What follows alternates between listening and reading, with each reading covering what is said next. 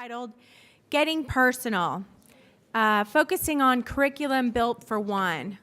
So when we think about the age of technology, it's interesting to note how personalized can we get with our education. With integrated learning becoming smarter in gaming, you know, we just talked about the big data and what we can collect with accelerated intervention, getting smarter than ever before, taking students well into 6th grades of improvement. We have visual and auditory tools at our hands that we never had before. It's interesting to take a look at the role of technology and just how personal and a one-on-one basis we can get with a student's learning path. So today we have a wonderful group of panelists here to share with us some insight on that very topic about getting personal in our curriculum. I know that building curriculum and content is a very hot topic these days, so I know we're all very excited to hear from our wonderful panelists. Our moderator, who will be joining us here, is Masuma Henry, and Masuma is the executive director of the Artefact group. So Masuma, thank you so much for joining us today. Thank you. Thanks, Carrie, and thanks to everyone for being here today. I'm surprised to see that the panels are actually really packed considering all the weather on the East Coast and the Las Vegas lifestyle. As Carrie mentioned, we have a great panel set up for today. We're focusing on personalization. And when we were speaking to all the panelists earlier and discussing the topic of today's session, an interesting theme came out, which is, you know, we've been talking about personalization for a really long time across a bunch of technology verticals like medical and healthcare, consumer electronics, the connected home. However, education is a really different area in that the outcomes that we're focusing on have really big stakes. And like actually the medical industry, having evidence-based outcomes is really important. And so therefore, the types of personalization and technology we need to incorporate, we need to look at them a lot more closely, and we really need to be doing evaluations and impact assessments and utilize our technology the right way.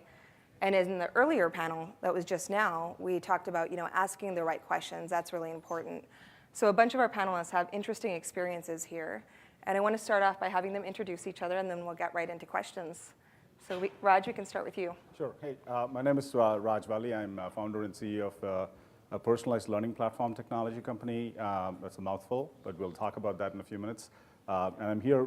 I'm very excited about very engaging conversations. I really have some contrarian opinions about some of the thoughts and topics that have been discussed here earlier, and we'll get a chance to discuss it. I'm looking forward to the discussion.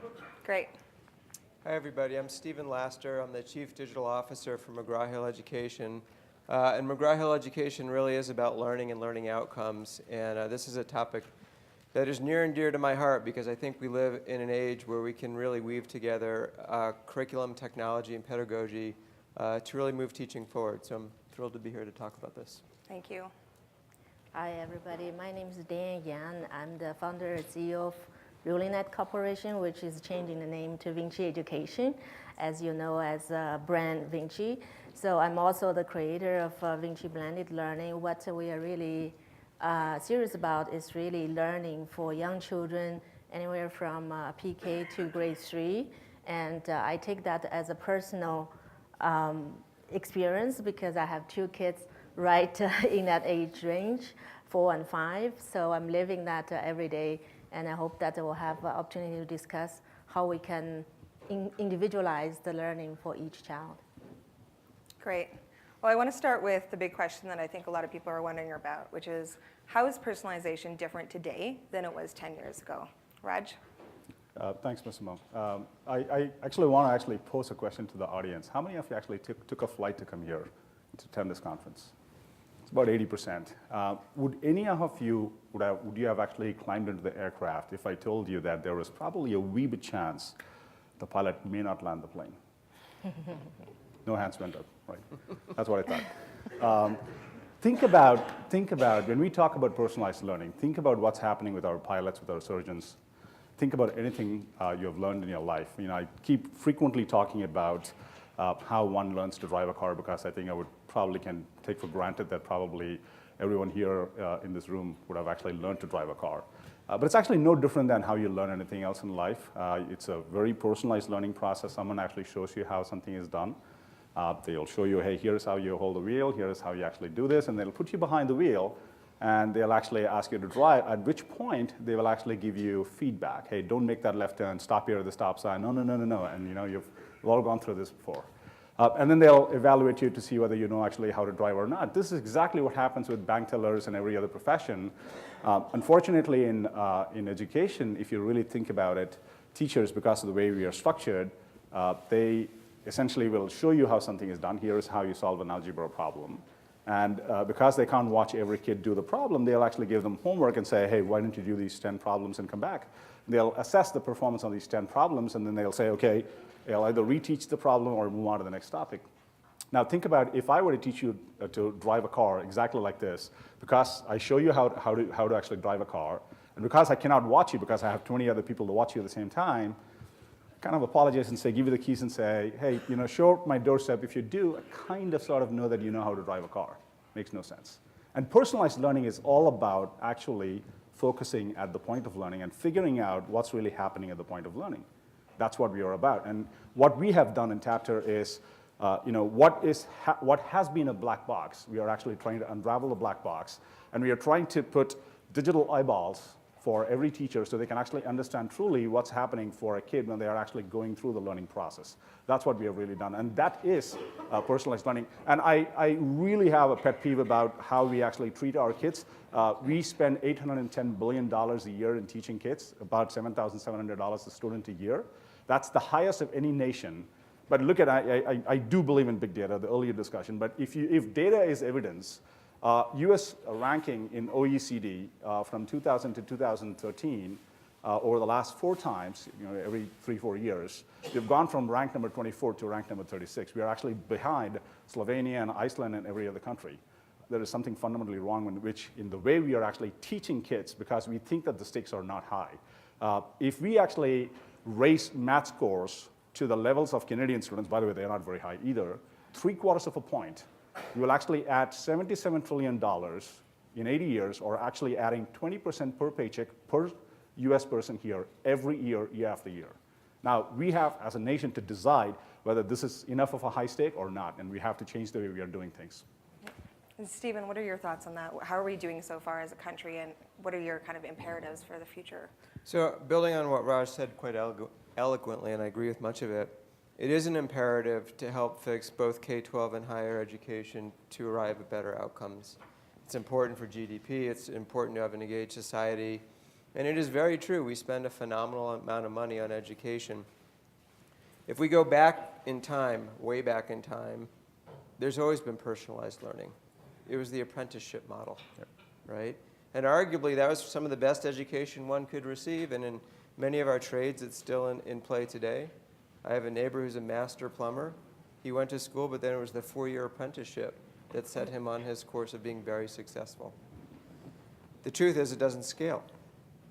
And so the opportunity we have right now is not a technology opportunity, and it's not a big data opportunity, and it's not a policy opportunity. It's an interconnected opportunity, right? Because it's not just making it personalized for the student, which we do quite well today, but it's also personalizing it for the instructor. Because as much as there are learning styles, there are teaching styles. And then since education is inherently social, it's about personalizing within learning teams in near real time. And if you unpack all of that, it's really about making every minute count. It's the fact that, and I was talking to a group earlier, if you look at a K-12 classroom, and if it's lucky enough only to have 30 kids in it and 1 teacher, each student gets about 4 minutes a day of attention, 20 minutes a week from that dedicated teacher. If we look at a 300-person intro course in Pick Your Favorite University, the time the student really gets to engage with a faculty member is even less. Agreed? And so what we can do, though, and what we're doing at McGraw-Hill and committed to doing, is taking the power of pedagogy, learning maps, and technology woven together to empower both teacher and student. And that's why I'm excited about this moment in time. So when you think about personalized and adaptive solutions, and if you think about learning maps built on fine granular learning objectives that are not hardwired together, but that are actually responding to behaviors in memory decay, responding to student capabilities, that are crafted by faculty teaching style, what you see is greater outcomes because the time studying and the time in class change dramatically. Time studying becomes much more productive, and yes, doing homework matters to Anant's point, sorry to say. But then time in class can be dynamically creating groups of like students who can be self-supporting and also drive inquiry with teacher as guide. And so it's the power of that holistic model that really, I think, gets me excited about today. But what I can't do is unpack any one piece of that to say what's most important. It is absolutely a solution view of the world that I think propels us forward. Absolutely. Yeah, well said. And I think what's interesting is, Dan, you're focusing on even earlier than coming into school. You're focusing on preschool. And so talking about holisticness, you're basically saying, let's start from really early on and apply personalized Right, learning exactly. there. So my daughter started kindergarten last year. She is at a private school. They have 15 kids, but even among 15 kids, she was reading, and a lot of her friends are still learning alphabet. And for the teacher, it's hard. So how do you teach a class, even 15 kids, and some are already reading and some are still learning alphabet, right? So the truth is, typically teachers have to pay more attention to those who are lagging. And at that time, those who are already get it or who are ahead, what are they doing? They are waiting. Well, you know, everybody knows that the biggest asset of we have as a human, our asset is time. So how to utilize that time, how to help teachers to differentiate each individual child and give each individual lesson, and at the same time track their progress. That's the puzzle that we at VINCI, we try to solve. Right. Starting from very early, because the issue is, you know, everybody scream about closing the achievement gap, but when you look at the gap, they don't close at all. They go from, you know, preschool and they just go parallel, right? So instead of closing it, we need to prevent it. And preventing the gap have to start from very early on. Absolutely. Yep. There's been a lot of discussion around closing that feedback cycle of, you know, it's one thing to say we're going to personalize the user experience, which we can do in a lot of software experiences. It's another thing to say we're going to use the data that we collect, feed it back to the educators or the parents at home, and actually evaluate whether it's working or not, right? And think about the closed feedback cycle and iterative loop that we need to actually learn and assess the impact on technology. Do any of you have comments on what you're doing or kind of the strategies for closing that feedback loop? So on our side, what VINCI has developed is a learning management system. So we do collect the data. I hope that I was on that panel as well, but I was not. So when you collect the data, the issue is how to utilize that data. And especially for younger kids, they don't care about what you're doing, right? But at the same time, we need to know, to help the teachers, we need to know how each individual child is doing. Okay, so little Joe already know how to sort by color, but maybe little Susie already get over to something else. And based on that, the teacher can utilize that data to determine what will be the next step for little Joe or little Susie, and so close that feedback loop. So instead of getting the teachers scrambling with 15 or 20 or 30 kids, we get the IT system to suggest to teachers, hey, little Joe need to be on that lesson, or little Susie should go on to next step of learning. Mm-hmm.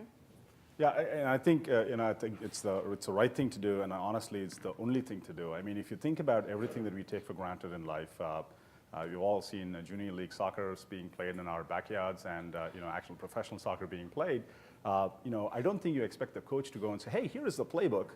Now all of you go play it. Now we'll become an A-class team," right? It never happens. You want personalized coaching at the soccer field. You go to a music teacher. You don't actually think about, hey, you don't expect the music teacher. It's not a fair answer. Nobody will actually agree on it. To say that, hey, I taught your kid 10 hours, the last 2 months. If he's not playing the piano, tough luck, right? You don't accept that. You want personalized feedback. You want proof that your kid can actually, press the keys and actually make something that sounds like at least like music, right? And that's the whole feedback loop where you expect someone to personalize the feedback, and we want to provide both the systems and tools, the technology for teachers to basically have an idea about what's really happening even when they're teaching 20 kids or heck, 200 kids, and still be able to personalize that feedback on the teacher side and also on the student side, that they actually are getting feedback. If my son or daughter is actually playing soccer in the field and they don't get coaching from the coach, either I'm going to put them on another team or fire the coach. Because I expect them to learn to play soccer the way it's supposed to be played, not something that basically says that I think your son kind of can kick the ball around. It has to be something more meaningful than that. And the whole objective and I completely agree with what Stephen is saying, right? It's not about technology. It's not about just machine. It's not about artificial intelligence that can actually observe every single keystroke and pen stroke and basically come up with some fantastic algorithm that tells you that I suck in math, right? I mean, I don't need that. Calculus specifically? Yeah, calculus specifically, especially, right? What we need is an intelligent human being that can actually just go through all of that and come to an assessment very rapidly, and that's where technology will help us. It's a combination of man, machine, human, technology, interface that gives you data about things that matter the most. If we collect data of how I'm waving my hand and am I a better speaker? I don't think so, right? And I think that so we need to think about how we can employ technology to provide the right, if I can say, the signals. And these signals have to be interpreted by a human being in a very timely manner. I mean, I was aghast when New York, this happened a couple of months back, flash in the newspaper a couple of months back. New York City kids cannot, perform really well in Common Core. I think only 30% of the kids actually passed the exam. They took the exam in April. They got the results in August. Something is wrong here, right? And that's what I'm talking about, the ability for the feedback loop to be timely so that when you're making a mistake, that mistake can be that you're providing people the technology and the tools to actually provide that feedback. And in our product as well, we have a booth in the Venetian, booth number 70903. You can come and take a look at the demo. That's what we are focused on. Right. So I think another way of looking at it is the language we are using is completely wrong. It's not about the feedback loop, and it's not about closing it. It's about really looking at academic design and creating a learning experience that's living. So as we approach product development in McGraw-Hill, it's really about adaptive solutions. The solutions don't wait for feedback loops. The solutions simply engage with the learner. They're vibrant. They're bidirectional. Yes, we're dashboarding in real time and giving insights to faculty because the teacher is and will always be central. But if we also want to empower the learner, it's about when they go look at the Alex Pie in real time, they know where they need to go next. It's about when they have a reading experience. We break with natural human behavior, which is to spend time on the passages we're most comfortable with, and actually to highlight the ones we don't know yet, and fade to the background the passages we've already mastered. And so in a sense, it is absolutely feedback, but I worry about the word. To me, it feels passive. It feels reactionary. And I think if we're really going to leverage technology for all it can do to help humans, it is about academic design in its core. And it is about marrying academic design to how we teach, to technology, to how we learn. And so we just need to reconceive when we build that course, how is it built to really be vibrant and be more like an organism? And so that the learning is changing the more it's interacted with. And so I think if we could have an action-oriented to just being more of a system that's evolving, an ecosystem, to me that language will propel us faster forward. Do you have an example, Stephen, of a school system or an anecdote that comes from you guys using it? So we do, and we see it. So we see it both in K-12, and I think the greatest example is we have a solution called Alex that was built on top of many, many years of research and learning space theory out of UC Irvine. And it really is just this, and we see it used very well both in K-12 and in higher ed. My son uses it. He's 10 years old. He's dyslexic, as I am. And I'll tell you, when he used to come home with the tear-out worksheets, for math, he would crumple them up, he would get really angry, and he'd throw them away. And I'd say, Ben, why are you so upset? He's like, Dad, they asked me how to do this and to write out an equation. I just intuitively know how to do this. Because one of the gifts of dyslexia is a very fast mind at modeling. And he said, Dad, I don't know how I solved this equation, but I just solved it. But I hate homework. So we got him Alex. And what Alex does is it changes up what Ben's exposed to based on how Ben interacts with it. And we have a real problem, because between that and Minecraft, we can't get him off the damn tablet, right? And he uses both equally. If we look at something like SmartBook or LearnSmart in our community colleges, and there are hundreds and hundreds of cases to cite, and we've got billions of data points that show us student achievement improving, what we hear really is these environments took away the complexity of me figuring out what to study when. And what they did is they, truth be told, I may have only spent an hour a week on my freshman course, but that hour, I knew what to study, and so I could focus. But none of that would have worked if both the technology and the curriculum and the micro-learning objectives were designed and tested and curated together. And it still wouldn't have worked if we hadn't partnered with faculty to teach them the best way to use this. And so it comes back to this complete solution. But certainly we see examples from K-12 all the way through adult education where it drives outcomes, and it's pretty cool. Dan, I see you're nodding your head. What's your perspective? Yeah, I would, I mean, what Stefan has said is very true, and I would even extend that to everything. Mind, body, and heart, everything are connected together. And I was just, before this panel, I was just having a meeting with a company called NeuroSky. I mean, they also have a booth here. What they do is they monitor the brain activity. And so we know when the child is getting enough of it, so we stop the lesson and then we go do some gym and come back to do it. So, you know, by testing, by putting some sensors, they can measure the heartbeat, they can measure how the brain is concentrated, and you basically have everything, all the picture, and then you can connect all the dots together. It's not just about reading, it's not just about math, it's really to get brain, body, and heart, everything working together. Yeah, we've seen a lot of, I think what's been interesting from my perspective walking the floor of CES is, you know, wearables and all of these sensors right now are a really hot topic. And I think we're just kind of nascent when it comes to thinking about how we utilize this, the information we're getting from our bodies and ourselves and all these personalized learning experiences. It's really about putting that information together, extracting the meaning that you personally have, not what other people think that you should have, and somehow making conclusions or changing your behavior based on it. I think we still have a long ways to go. If you look at like the Chichka halls of CES, I think we have a long ways to go, but hopefully we'll get there soon. But I think there's an important consideration in that as well. And I don't think we should hold this show as the high water mark. And the reason I say that, it's great, you know, a lot of young boys pretty happy out there. We run the risk of overshooting and over-complexifying. And we need to be very careful because, you know what, we do have an education crisis, and we do spend a lot of money on it, and we can't have such a high watermark that we make it too complex or too expensive. And so at the core of this, the place we make the greatest impact is to harness this technology in ways that are simply easy to use today. And certainly we should have in our academies researchers pushing for tomorrow. And in our corporate learning organizations, we should always be pushing for tomorrow. But I think it's really important to get to market today pragmatic, workable, personalized, and adaptive solutions, because now's the time, right?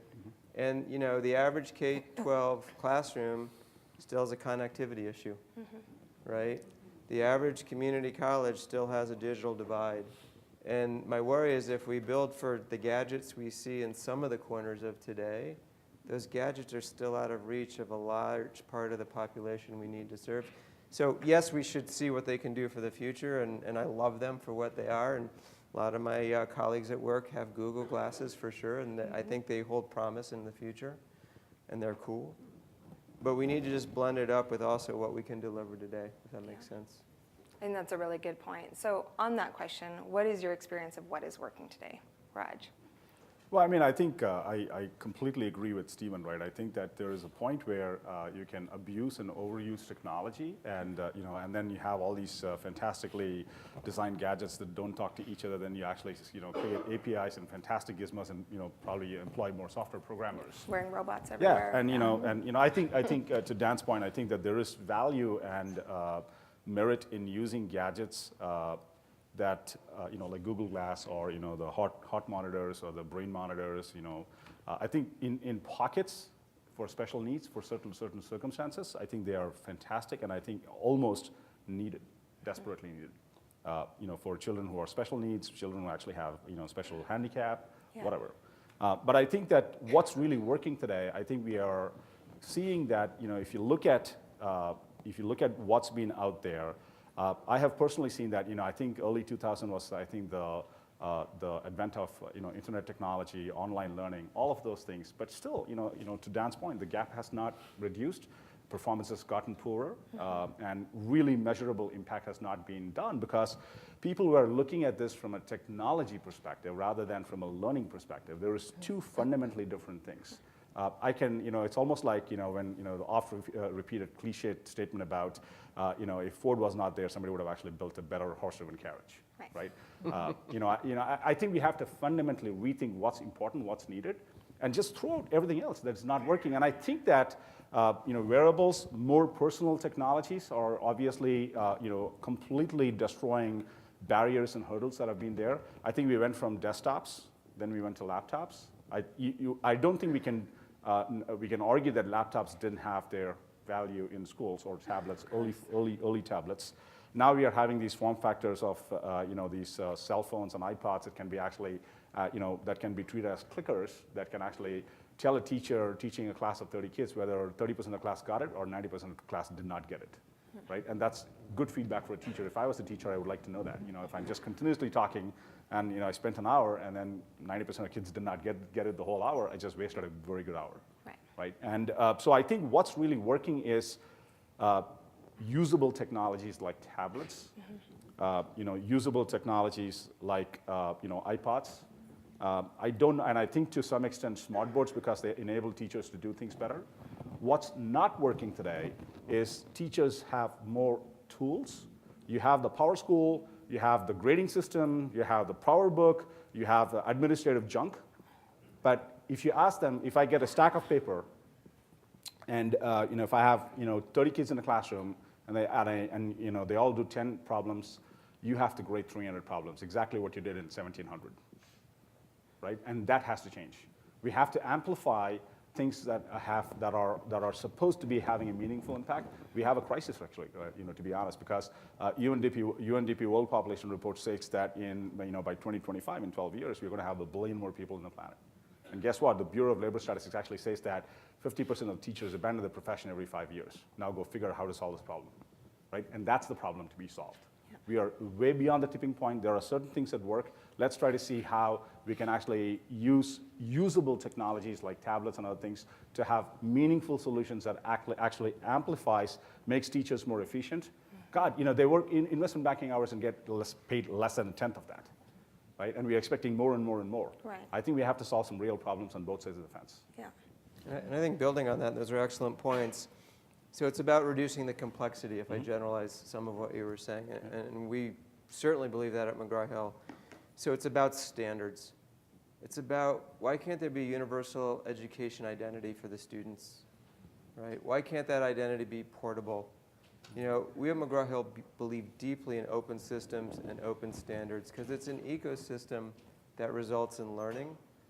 And the technology needs to continue to fade into the background, so learning is in the foreground. So what's working is we do have devices that are very natural to learn from. And we do have personalized and adaptive solutions woven together with pedagogy and content that actually eliminate grading because the whole cycle of feedback and learning and probing and analysis and change is one. What isn't working, though, are the amount of barriers for that community college or that K-12 system to bring this all together. And that's simply about standards. And if there's one difference we can all make, it is to drive towards standards. And it's to discourage business models that frankly arbitrage the lack of standards, but in fact to work with the folks that are driving standards. And I think that combined with, and I think you made an excellent point, carving out time to reinvest in our teachers. So they abandon not necessarily just because of pay, they abandon because they have no time to rejuvenate. They have no time to relearn their craft, right? And this world is changing around them, and there's nothing more frustrating than being in a job where your skills are out of date or where your employer doesn't allow you to grow and develop. And so if we invest in our faculty, if we encourage our brightest and best to be teachers, and then we give them a world where it's easy to leverage what we're offering, I think we're in good shape, and I'm pretty optimistic. Yeah. Sorry, go ahead. I was just going to say that for early childhood or primary years, the situation is a little bit special because we all know that the young children, they learn through play. And for them, technology is just a way to play. And in our implementation, we see kids, second week after they got our tablet-based program, they all know the days of the week. And the teacher's like, holy cow, how did they all know that days of the week? Because they remember that Tuesday and Thursday are Vinci days. Yeah? We don't need to teach them, they just remember because they love to play. So learning through play, and then technology for them, it's just a way to play. So when we ask them to learn, they don't care. But when we give them something to play, they love it. So leveraging their interest is very critical. We all know that when we are interested, as adults, when we are interested in something, we just spend hours and hours going into it. And it's exactly the same thing for children. So how do you get them to pay attention to what you need them to learn? It's not by pulling them and sitting down and listen, but by doing things. So they play with our game-based lessons, they will progress, they will interact with monkey or whatever, and then at the same time, they learn addition, subtraction, and then build their confidence about math and reading and different things. Yeah, I just want to add to that. I think we just have to look at human evolution and biology to just take some examples. I don't think we have big data to teach us how to walk when we were toddlers. We don't need that. Nobody has actually taught us to walk because of big data. If you look at a soccer team, you see, again, a junior league or professional soccer, 20 guys kicking around maybe a white ball, black ball, and then maybe guys' parents really, proud and actually watching these kids and videotaping this, or guys paying thousands of dollars to watch these guys kick around a ball for 90 minutes. Just think about this, right? The whole system crumbles if you take a stupid 2 feet by 5 feet scoreboard away. Now, nobody wants to kick around a ball. Nobody wants to watch them. You've just taken it away, right? Because the incentive is completely gone. I think what we're talking about is human beings by general are, we just like to shoot the breeze, play. We don't like to study. Study is bad. Learning is good. People are, I think kids actually teach us, toddlers teach us. I mean, that's exactly what you're talking about, game-based or more nature-based ability to actually see whether it can absorb something. I mean, if kids can actually get their Thursdays and Fridays clear just because they're not even thinking about it, I think that's most important. I think there is an opportunity here, and we are actually, and I completely agree, Stephen, we are in a fantastic moment in time where technology is affordable, cheap, the right technology can be used to actually make kids learn because they're inherently, or students of any age, including me, I learn because I enjoy. You ask me to do something because it's boring, I'm just not going to do it. And I think we need to actually focus on that natural, friction-free processes to actually teach kids, not force them to do things. Yeah, when we were setting up this panel and we were talking about engagement specifically with you, Dan, we were talking about whether gaming theory and principles have been correctly applied so far and how you're using them. Can you touch on that a little bit? Yes, so from our perspective for children PK to 3, we noticed that when they are playing, they don't care about what they are learning, but they just pick up concepts over the process.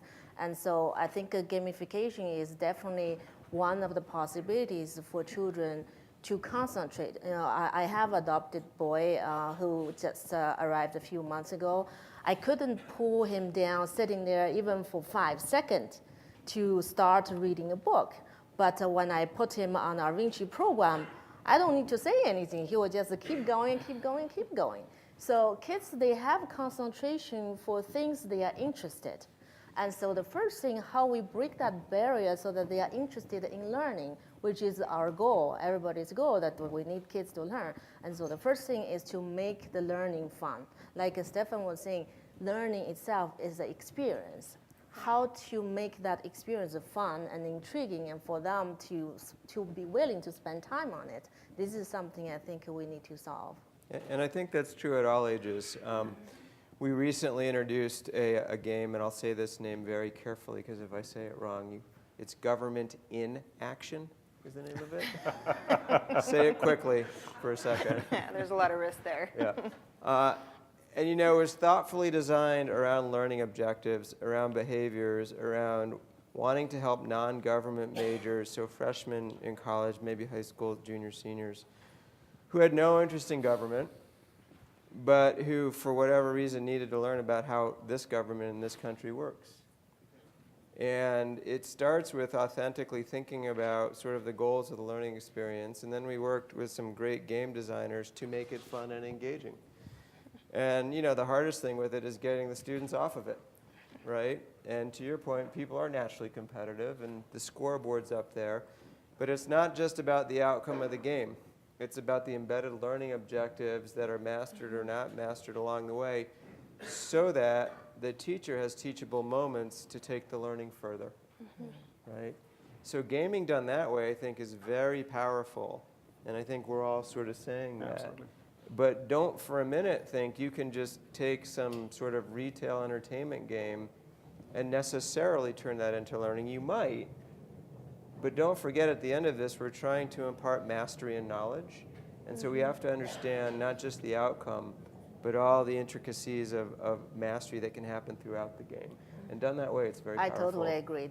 I often tell people, you can't read newspapers and become a PhD. Yeah. Right. Because even you get all the knowledge, everything from the newspapers, you don't follow a certain structure to get there. So everything is about the structure. Yeah. Well, I just got the time signal from Carrie, so thank you so much for an engaging discussion, and we're going to turn it over to the audience for questions. Yes, thank you. Okay, any questions? Here we go, right back here. Again, if you'll please introduce yourself. Hi, my name is Brandon. I work with an education technology company called Coopers in the DC area. This message is actually for Stephen, and I wrote it down. So I've been very impressed with your answers today and your thought process, but my question is regarding the structure of higher education, more in the higher education realm. So the incentives for professors and how it's more of like an enterprise than actually an academic institution. But with the rising skill gap in our country widening, so we have 1.5 million unfilled jobs, skilled jobs. Higher education institutions really aren't providing the type of ROI from a value proposition standpoint.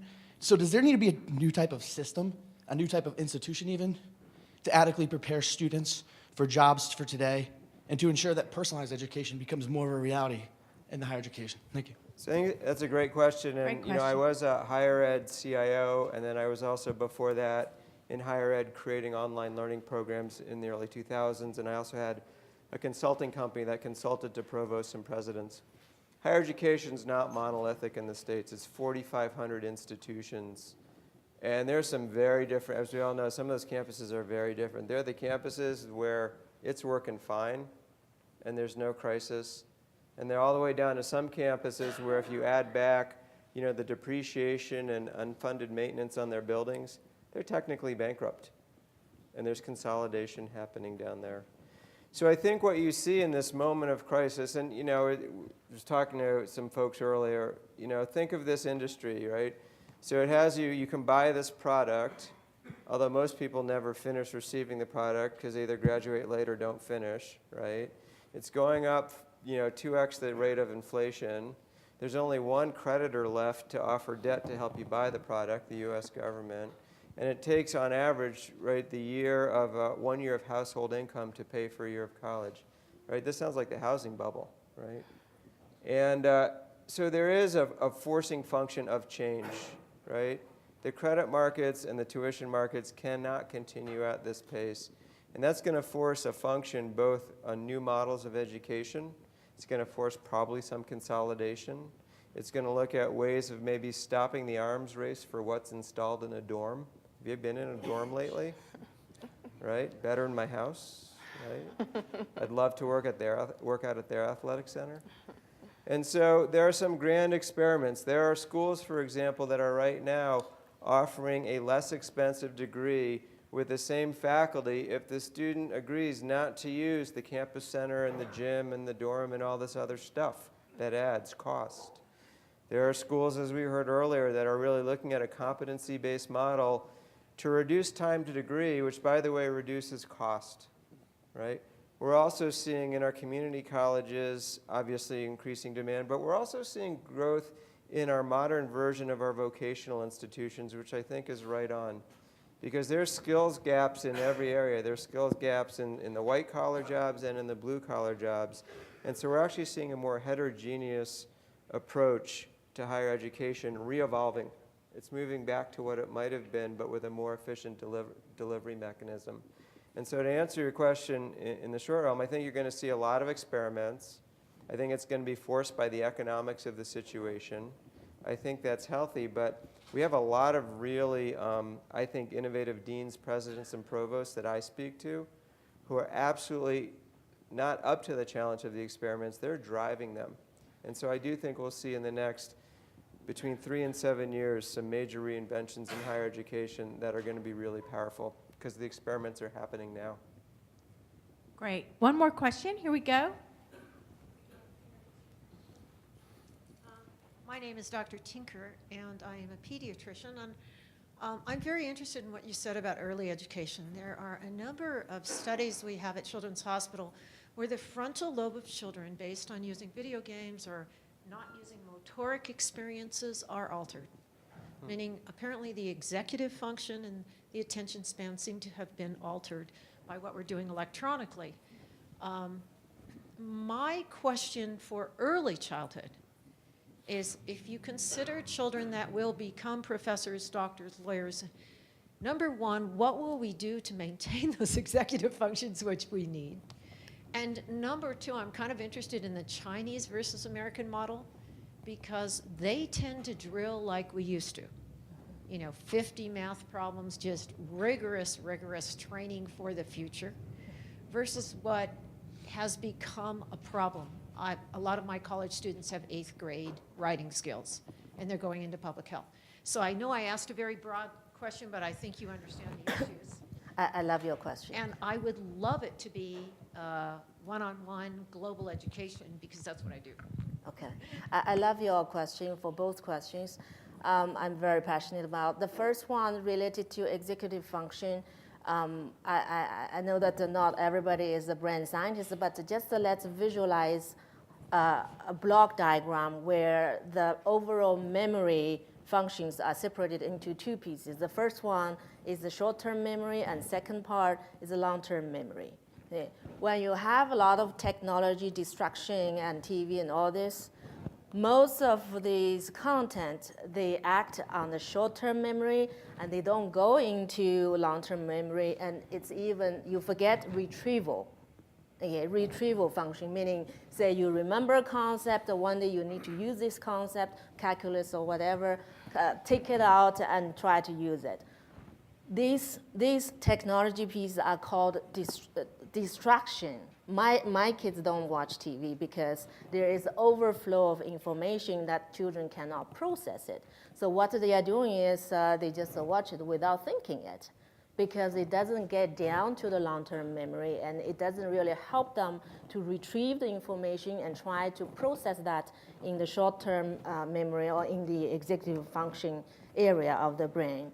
So what we really need to develop is technology-based content that not only is engaging, but help them to remember the concept and also retrieve that to utilize that.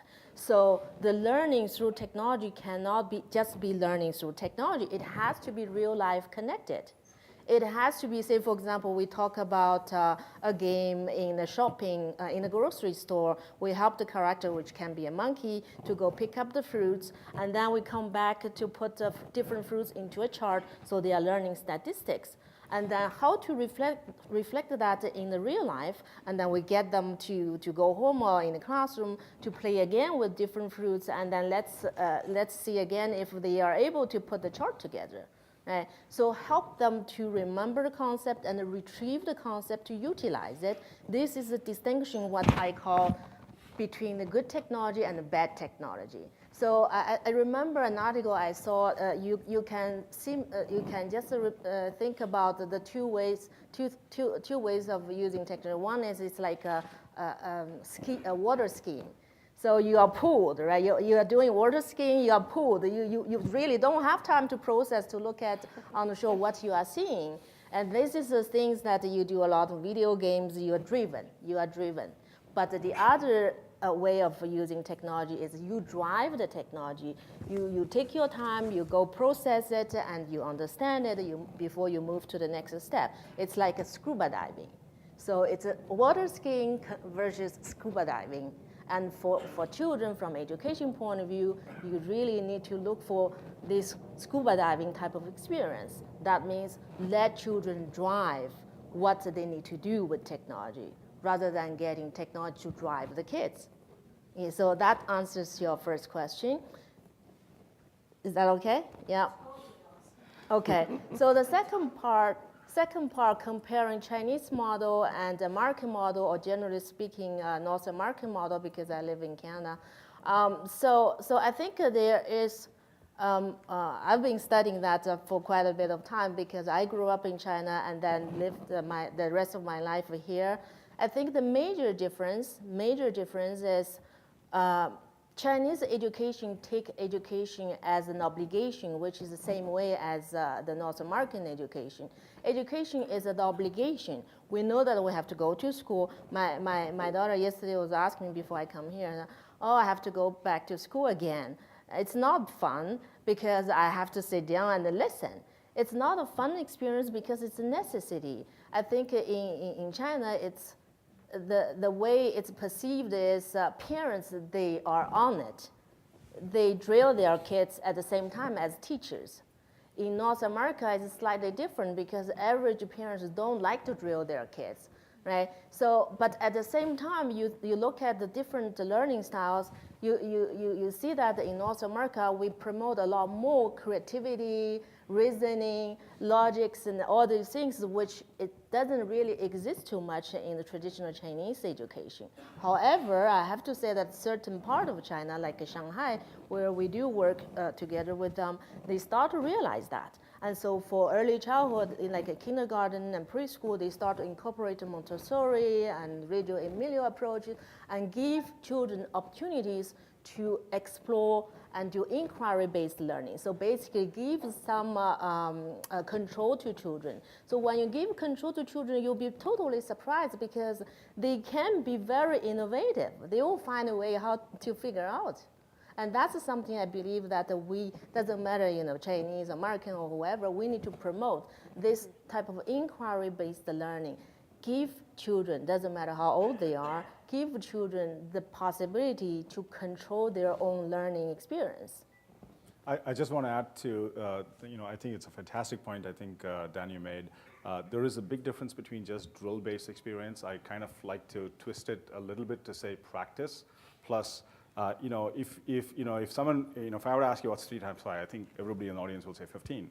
But if I were to ask you, is it 3 rows of 5 columns or 5 rows of 3 columns? How many can answer that question correctly? I'm sure that I'll have a big distribution here. And the reason here is that I think there's a big difference between cognitively responding to something because I kind of sort of know it, to really conceptually understanding something, which is very important from a foundation building perspective. I kind of draw a parallel to this kind of learning to learning how to swim and learning how to cycle. There is no in between. I kind of sort of know how to swim, either swim or sink, right? And if we don't teach conceptual understanding at a very foundational level to early elementary kids or elementary education, it's going to actually have disastrous consequences because people don't understand conceptually. Learning math is actually a very visual, conceptual framework in people's minds as they grow older, and there has been studies on studies that actually indicate that students who have very poor visual perceptions of what math is, if they don't understand numeracy, then they won't actually have the ability to perform very well in math. I'm just going to, I know we are running short of time. I just want to actually talk about how babies and toddlers actually think about math. When people were asked the question, what's the difference between 2 minus 1, and the relationship between 2 and 1, and what's the relationship between 9 and 8, adults basically said it's the same thing. 9 minus 8 is 1, 2 minus 1 is 1. Kids, on the other hand, and this is actually a researcher who actually has done babies who actually can tell the difference. Kids actually think not linearly, they actually think exponentially. They think the difference between 2 and 1 is 50% or 100%, depending on 2 is 2 times, 100% more than 1. 9 is just an 8th more or a 9th more than 8. They think very differently. So we have an obligation to teach kids correctly the conceptual learning. Practice, I don't call it drill. I think practice with conceptual learning is very important, but I think we are on the right track. I would add the word fun. Fun Absolutely. practice, right? Absolutely. We can achieve that with the games. Gamified. Exactly. Fun, simple, gamified Absolutely. practice. Thank you so much to all of our panelists Thank today. you. Thank you, Masuma. Thank you so much.